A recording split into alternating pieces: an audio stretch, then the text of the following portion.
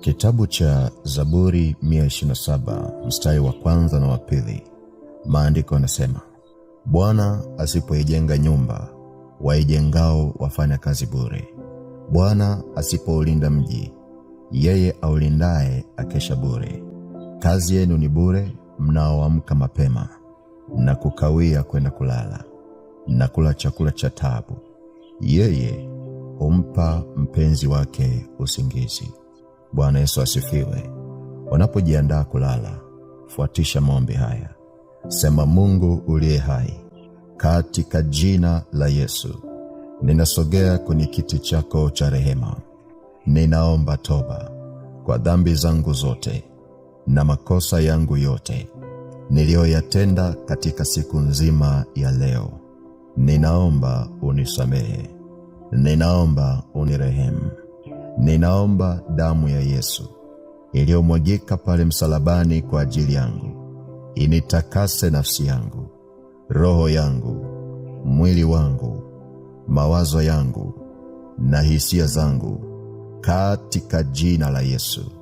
Katika jina la Yesu, nasimama na damu ya Yesu kwenye malango ya usiku wa leo. Nazishinda nguvu za giza kwa damu ya Yesu.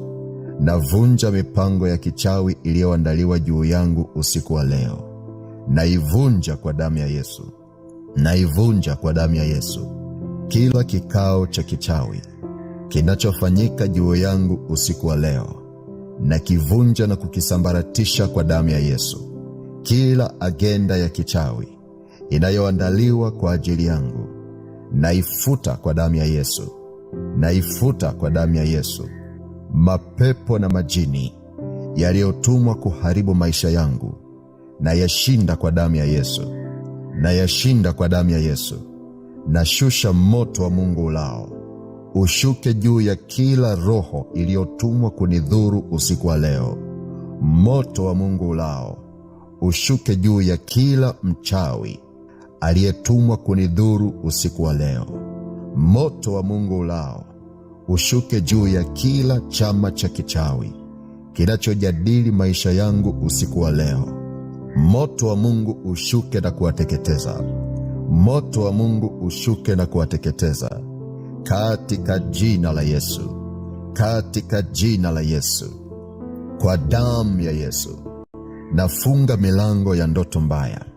Napaka damu ya Yesu kwenye mlango wa nafsi yangu.